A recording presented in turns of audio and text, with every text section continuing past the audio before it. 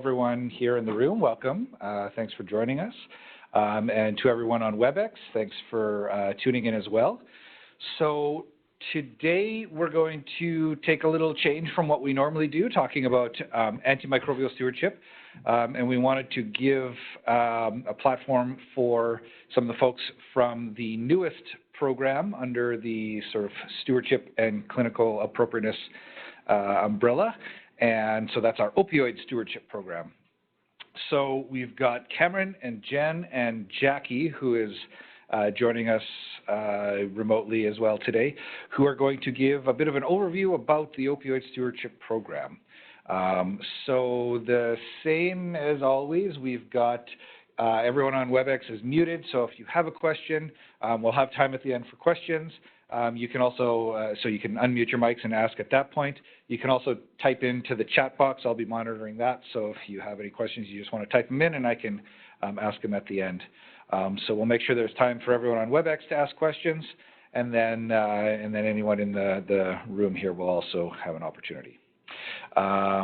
So with that, because Jackie's remote, when it's her turn to present, I think she's just going to speak in and we'll have you guys adjust the slides for her. So yeah, I'll let you guys take it away and introduce yourselves. Great. Thank you, Jason. That's good. So yeah, as Jason said, we're going to take over some of the education rounds from now on, doing maybe bi-monthly each of us.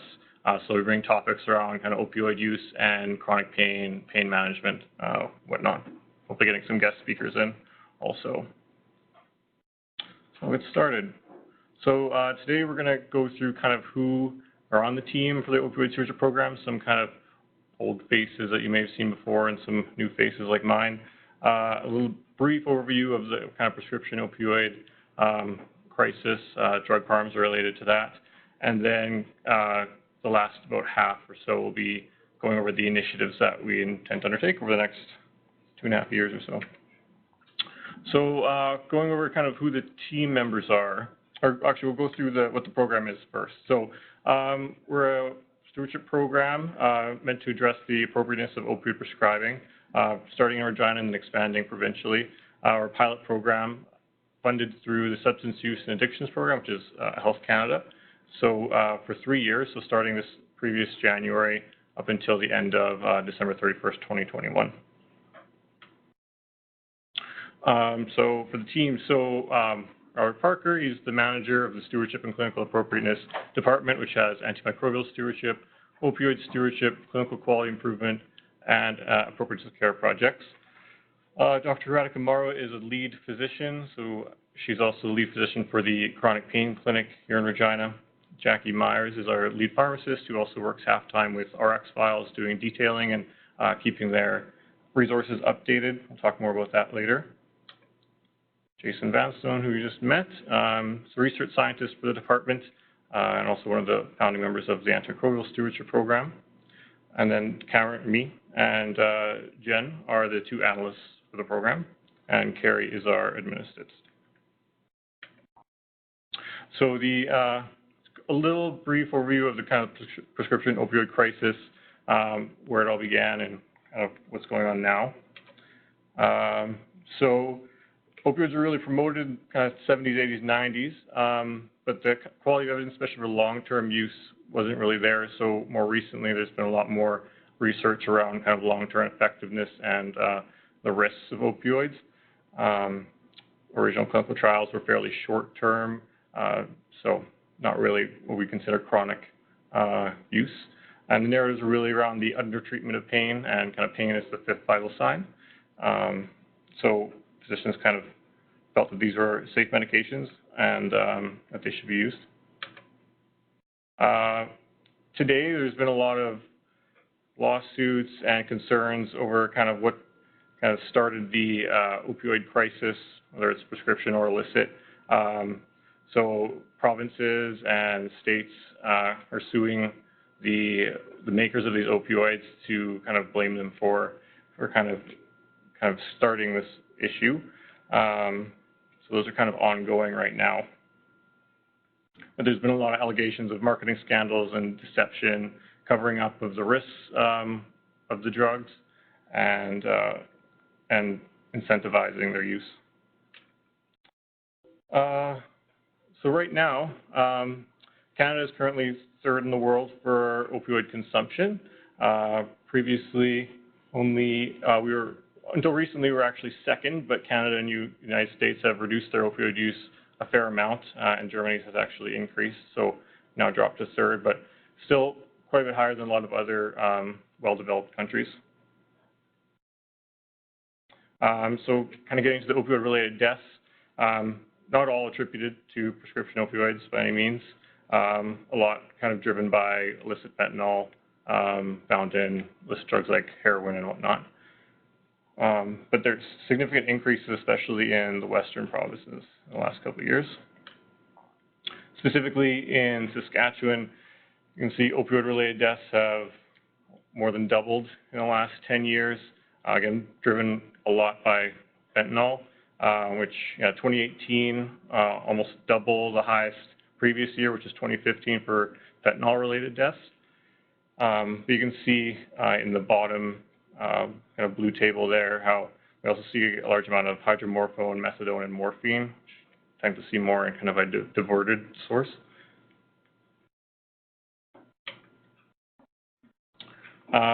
So kind of getting a little bit more information from Ontario, they did a year of coroner's case reviews to see where the origin of the opioids happened. So they had about 1,200 opioid-related deaths in the province through 2017, 2018, and 35% had a pharmaceutical origin. So whether that's directly prescribed to the person or diverted, there's a lot of criteria how they kind of define that, but about 35% would have originated kind of from the healthcare system. And getting into the risk factors for people who died of opioid-related deaths, people who have substance use disorder, like made up a large portion of that. With people with pain-related condition in their history also made up about 20% of the deaths in Ontario. And in hospitalizations, so general kind of drug harms. So Saskatchewan, up in about 2015, 2016, had the highest proportion or highest standardized hospitalizations in the country. Recently, it's been the territories, BC and Alberta, who have increased quite a bit. We're still above the national average. And then in hospitalizations, adverse drug reactions, so when they're actually used as prescribed, make up the highest proportion of those harms. So this is compared to 25% for opioid dependence, accidental poisoning, intentional poisoning, or other harm. So most hospital admissions are actually due to adverse drug reactions.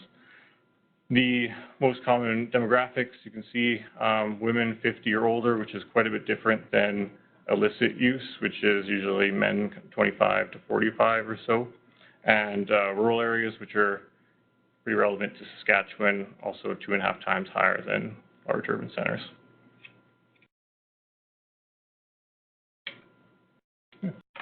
Okay. So opioid use carries all the negative moral connotations of illicit drug use and more. In light of the opioid crisis, news organizations have increased the public's exposure to images of people overdosing in the streets, which reinforces the narrative that the crisis can only be dealt with effectively using a criminal justice approach. There's little recognition that a large proportion of people who have become addicted to opioids did so as a result of physician overprescribing. The stigma associated with drug use in general, and opioid use in particular, has made it difficult to reframe the opioid crisis as a public health issue. Law enforcement interventions targeting illicit drug dealing are often preferred over approaches that emphasize prevention and treatment. Unfortunately for some Canadians, they have been unable to access opioid medications when needed for pain and function. Others have faced undue barriers to obtaining or filling their opioid prescriptions, and some have had their opioid dose abruptly lowered or discontinued. This has resulted in unnecessary pain and suffering and has led some Canadians to obtain illegal drugs to treat their pain. Anxiety and fear around opioids have also led to unmanaged pain. So this chart right here is from an Angus Reid poll that was completed in July of 2019. And this particular survey question is very relevant to what we're trying to do with this program. So it shows here that 45% of patients that were severely affected by pain had issues with prescribers trying to get pain medication. The ongoing opioid crisis lies at the intersection of two public health challenges: reducing the burden of suffering from pain and containing the rising toll of the harms that can arise from the use of opioid medications. Chronic pain and opioid use disorder both represent complex human conditions affecting millions of Canadians and causing untold disability and loss of function. We must do more to strike the right balance to promote opioid prescribing practices that balance the benefits and risks of these medications based on the individual needs of each patient. So now that you know the background of the opioid crisis, so what are we going to do about this? We're going to focus on the upstream use of opioids, focusing on the prescribing habits of practitioners, and trying to find alternative and affordable methods of treating chronic pain, possibly in conjunction with an acceptable dose of opioids. Our goal of the program is to help guide practitioners to choose the right treatment for patients with chronic non-cancer pain. This upstream endeavor is focused on prevention of opioid tolerance and addiction so that we attack the crisis at the most important part for the patient before it establishes itself as a problem. This model fosters a commitment and championship for care for the patient when empowering the patient to advocate for safe and effective methods of personalized health care.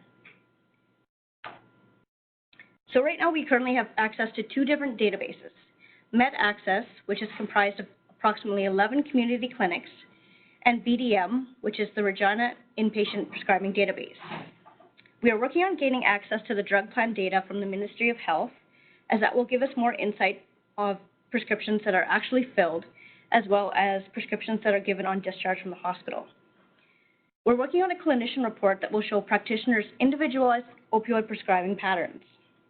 For those not familiar with the clinician report, the goal is not to shame or criticize practitioners in any way, but to show in the areas in which they can improve their practice in accordance with the 2017 Chronic Non-Cancer Pain Guidelines. When we want to analyze opioid prescribing habits, we follow these 2017 Canadian Guideline for Opioids for Chronic Non-Cancer Pain that was developed.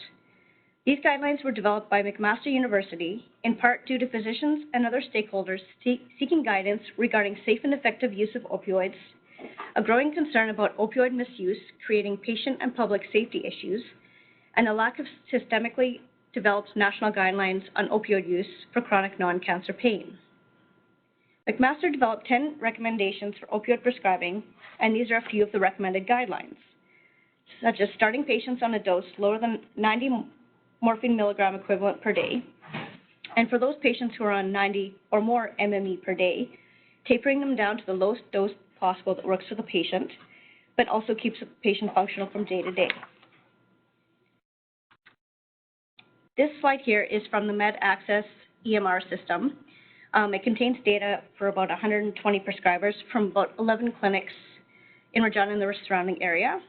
So each dot is a prescriber. On the y-axis is the prescriber's average daily MME of the prescription, and on the x-axis is the average length of their prescription. Now, these are quality indicators from the American Society of Hospital Pharmacists, and there's a few of them that we can relate to our data, such as the number of patients that have received naloxone, patients that have multiple PRN orders, the average MME per day, the number of patients that have IV opioid pushes, and concurrent opioid and benzodiazepine orders. Most of the above indicators unfortunately require chart review, which we are unable to do on a large scale. So this chart here shows the number of benzodiazepines prescribed concurrently with opioids. The top line here is the amount of opioids that have been prescribed, and the bottom line here is the amount of patients that have benzo and opioids prescribed. So it stayed pretty steady throughout the 5 years. And this chart here shows the average MME per day separated by 4 surgical categories. It's important to note for this data that we have no context for this data of any sort. We don't know the patient's diagnosis, surgical procedures done, any comorbidities, or pain scale index.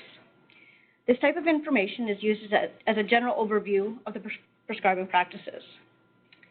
And I'll hand it over to Jackie now, who's going to talk about her role with the Opioid Stewardship team, and she's our lead pharmacist. I'll just introduce myself quickly. I'm Jackie. I am the pharmacist that's working with the Opioid Stewardship program, and as you can see, I was unable to get out of the clinic today, so that's why I'm coming to you from a patient exam room. But I will try and switch over the slides here. So this chart here probably looks familiar to a lot of people, might cause some anxiety to some people, but this is an RX Files opioid comparison chart. So for those of you who don't know what RX Files is basically a Canadian, it's based in Saskatchewan, drug information service, and they provide, well, also making things like these charts and providing newsletters and other types of resources for providers. They also provide educational outreach that's one-on-one with prescribers, and part of my role with the Opioid Stewardship program is that I will be providing this research or this outreach with a focus on chronic non-cancer pain, which will include other complementary topics such as cannabinoids, opioid tapering, opioid agonist therapy, and the associated management that goes along with it. So answering questions about urine drug screening, medications for withdrawal, things like that. So the Opioid Stewardship program has partnered with RX Files and has dedicated a half FTE pharmacists for this. So that's half of my time is spent detailing physicians and then also creating new resources for RX Files, as well as maintaining their current resources that talk about opioids and chronic pain. So for example, the pain mini book that came out a couple of years ago, we have a new one in the works right now that will hopefully in the next couple of months will be out. And my academic detailing sessions will start in the beginning of October here. So this is something that's probably less familiar to people. This is the community COPD pathway. So this is developed in Regina with primary health, and you may also be familiar with the diabetes pathway as well. And what it is, it's something designed to take chronic diseases and help primary care providers work their way through the management of these patients. This one, for example, is with COPD. Part of our grant is that we will be creating a chronic pain pathway, so acknowledging pain as a chronic disease and creating a pathway for providers to help walk their patients through in management. So it's a bit of a resource list combined with an algorithm, combined with tools to help manage a chronic disease. So we haven't created this yet. We'll be having a visioning session within the next couple of months to get this process underway. But we'll walk through the COPD pathway quickly to just kind of see what one might look like for chronic pain. So there's 5 sections to each pathway: prevention, targeted screening, testing, diagnosis, and then clinical management. For COPD, prevention follows our standard things. So smoking cessation, making sure people are physically active, making sure vaccines are up to date. So with chronic pain, our prevention may have some of these physical activity resources in them, but may also address things like sleep, as we know that insomnia or lack of restful sleep is a risk factor for chronic pain. It may address things like nutrition and mobility aids to help prevent injury that can lead to chronic pain in the first place. The second section is based on targeted screening. And so some things in the COPD one talk about the antibiogram and antimicrobial stewardship program. Things we may want to look at with our chronic pain patients are their risks for major depressive disorder and using a tool like the PHQ-9 or the opioid risk tool to see how high risk are our patients for opioid abuse if we want to consider prescribing an opioid. So the goal of this is to gather some of these screening tests and documents all into one place for providers to utilize and hopefully put it into the EMR as well. The next section comes to testing. So again, resources for when to do an X-ray, when a CT scan may be needed. And then diagnosis. So obviously in a COPD one, we talk about spirometry and their FEV1. with chronic pain, it's a little bit different, and we may need some different tests to get us there, but different tools like the PALM-I score, which you may or may not have heard of, is the Prescription Opioid Misuse Index, to help determine if someone potentially has an opioid use disorder. And then that can focus our therapies on a certain way. And then clinical management. So this bottom chart on the bottom there, the bright one, is another RX files chart, and it's a chronic pain treatment color chart. So it talks about the different types of chronic pain, neuropathic, low back pain, fibromyalgia, and the different medications such as gabapentinoids, opioids, non-drug measures that are used to treat them. But we also want to make sure that this pathway isn't just focusing on drugs alone, and that it's also focusing on what we know also has evidence for treating chronic pain, which is physical activity, psychological therapies such as CBT maybe, physical therapies that include massage, chiropractor, as well as self-management programs like peer support groups, which we have one currently at the Chronic Pain Clinic.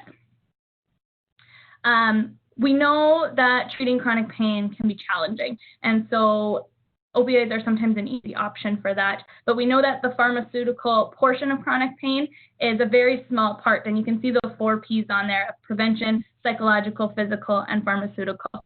And we can see this document on, or diagram on the left-hand side there, has the patient at the center, but also talks about all the therapies that we need to use to treat chronic pain, including physical therapies, physical activity, and pharmacological therapy is a small portion of that. And so the aim of this pathway is to help providers be able to treat their patients on a more holistic basis and help guide them through the resources that we have available for them. Now, the Chronic Pain Clinic, that's where I am today. So some of you may know nothing about this. It is a pain clinic located on 1056 Albert Street, and we're currently open on Tuesdays and Thursdays, with recently expanding to Wednesdays, probably within the next coming week here. Dr. Radhika Marwa is the family physician that works here. We also have an LPN and a registered psychiatric nurse, and then I've just recently been added to the mix a couple months ago. So we're now a multidisciplinary clinic. We've created a peer support group that we have for our patients on Wednesdays, and we're also expanding to include things like exercise therapy, and we have a wish list that includes social workers and psychologists and physio, but that's further down the road. So we're hoping to expand this clinic more and more. Why do we want to expand the pain clinic?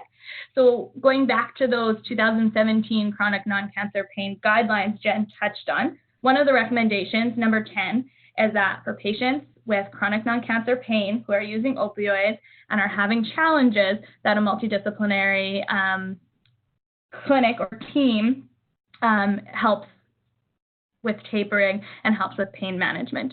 And so there's evidence out there to show that having a multidisciplinary team, which there are for many other chronic diseases as well, help reach patient success. So we're working on expanding this clinic with a goal of being open 5 days a week in the long run. Some of the things we do here, we see patients for chronic pain, whether they may or may not be on opioids. We do a lot of opioid tapering in patients who have been on very high doses of opioids for a long period of time. We do some opioid agonist therapy as well, a little bit of harm reduction, just because it does tend to go hand in hand a little bit. Our registered psychiatric nurse provides counseling sessions for our patients. She also runs our peer support group, which is a resource to our patients as well. And we have a partnership with Eagle Moon Health Office, and they put our patients in touch with elders and other traditional services such as sweats to help provide support with their pain and other aspects of their life while they're going through some of these challenges. And we also have a few research projects coming out of the clinic. In association with the clinic is a chronic pain mentorship opportunity that is just beginning to get underway. While having a pain clinic with a multidisciplinary team is great, we know that it's not reasonable or feasible for all pain patients to be seen in this type of setting. And so it's really important for us to build capacity within our communities and in our environments for other nurse practitioners and family physicians and providers to manage their own patients with their chronic pain. So what this consists of is some module learning, some in-person workshops, and then as well as some time shadowing here at the pain clinic. So we have 10 paid half days that we're offering for providers to come and help shadow. And this can also then go towards their OAT prescribing shadowing time if they're pursuing that. So we've partnered with the University of Toronto and their Safer Opioid Prescribing Program, which is a multimodal program to help with basically chronic pain and then prescribing of opioids. It consists of 3 online modules that take place monthly, each of them associated with some pre-work and some post-work that requires you to be interactive with some of your patients. It is then followed by a workshop, an in-person workshop, and then we're adding on the mentorship opportunity as well. So currently this program is completely ran out of Toronto. So you can take the webinars anywhere, but when you go for the online workshop, you have to fly to Toronto. So in working with them, we're going to bring them here. And this first kind of cohort or go around, we're going to do some train the trainer so that in the future workshops can be held here in Saskatchewan. So in Regina, Saskatoon, in rural and remote areas, so that we can expand this educational opportunity to as many people as possible. Currently, in our first cohort, we have about 8 physicians, 4 nurse practitioners, a few pharmacists, and some medical residents in it. And so they'll be going through, and a few of us will go through to become facilitators in the future. We're also hoping to add on an opioid agonist therapy training workshop as well, so that people going through the process can also have their opioid agonist therapy certification done. That also brings us to our website. So this is pretty new. It's still in the works, but we really wanted to have a place that providers and patients could go for lots of resources. So it is on the SHA website, so not specifically to the former RQHR one, but the SHA one, and it is publicly available. It's just kind of tricky to get to right now. So currently you have to click on medical staff and then click on other resources. And then you can see the Opioid Stewardship Program there. And so one page on there currently talks about practitioner resources. So we have it divided into sections on assessment, diagnosis, tapering, and management. And it's different things like opioid tapering templates, the DSM-5 criteria for opioid use disorder, a pain catastrophizing scale, things for pain management, the opioid manager, things like that. We really wanted to create a one-stop shop for practitioners to go and access resources for managing their patients with chronic pain. We also will have patient handouts on there. So a lot of the handouts that we use here at the Chronic Pain Clinic, as well as some other ones. And we're hoping to create kind of a what's new, what's going on in the news, and what upcoming events are available on here as well. So stay tuned. It'll get more information over the next coming months. We're also currently involved with a few research projects with some medical students and some pharmacy residents, working with SCPP to update the opioid agonist therapy guidelines for pharmacy providers, and working on some Suboxone order sets for in-hospital use. These are some of the groups or people that we've been collaborating with. So we've spent a lot of time talking with CADIS, RX Files, the College of Pharmacy Professionals, Physicians and Surgeons, the Registered Nurses Association. So these are just a few of them. And we've also done some collaborating with an opioid stewardship pharmacist that's in BC, and also the peer group, which are the creators for Tools for Practice in Alberta. And then so just to end off, because I want to leave lots of time for questions at the end, but some upcoming events. So the Pain and Therapeutics Conference will be held at the University of Saskatchewan on October 5th. On October the 16th, there's going to be a webinar put on by CADIS for non-pharmacological interventions for chronic non-cancer pain. This is actually a series that they're going to be doing over the next little while. And this first one is going to be on the science of mindfulness. It's free to join, and so we can send out invite links to that if anyone is interested. And the Pain Society of Alberta is having their conference on October 18th to 20th in Lake Louise. So that is it. I'll stop talking now and open up the floor back to Jen and Cam. Let's open up. No one has typed in any questions on WebEx, so let's open it up. I'll give you 10 or 15 seconds, and if anyone has any questions on WebEx, feel free to unmute your mic and ask away, or type it into the box. It sounds like a really interesting program. This is Stephen. I'm one of the infectious disease physicians here. I'm just wondering, have you guys looked into trying to do cognitive behavioral therapy or anything like that in the clinic? Oh, I suck at computers. So we refer to the online therapy user a lot for cognitive behavioral therapy right now. Again, we have the peer support group that happens twice a month for patients, and then our registered psychiatric nurse does a lot of counseling with patients, but no formal cognitive behavioral therapy yet. That's not to say that that's something we won't be exploring down the road, because we fully appreciate the value of it. We just haven't gotten there yet. This expansion is just kind of taking step one piece at a time. We would love to have a psychologist that specializes in pain here as well. Oh yes, look at that. So we're wondering, how does one get referred to the chronic pain clinic? So starting in April, I believe it was, April, yeah, we initiated a referral form. So currently it's just been a physician who has a patient that they want referred, just contact the clinic and send the referral, send the task to Dr. Marwa. We have a referral form that's undergoing a PDFA cycle right now, so I think we'll actually be re-looking at it this month, and then hopefully we'll be posting it to the website, our Opioid Stewardship website, for people to use there, and then also getting it a part of the EMRs for physicians to use or have at their offices for patients they want to send. But currently right now we just encourage people to contact the chronic pain clinic and we can send you the referral form. It's just not publicly available quite yet. Looks like another question here from Angie. I think that's Angie Palin of the Choosing Wisely Coordinator for Saskatchewan here. She is wondering, she says, I believe the Live Well Chronic Disease Management Program in Saskatoon offers support for patients managing chronic pain in Saskatoon. Is your work closely linked? So we have links to the Live Well on the website. We have a patient resources section.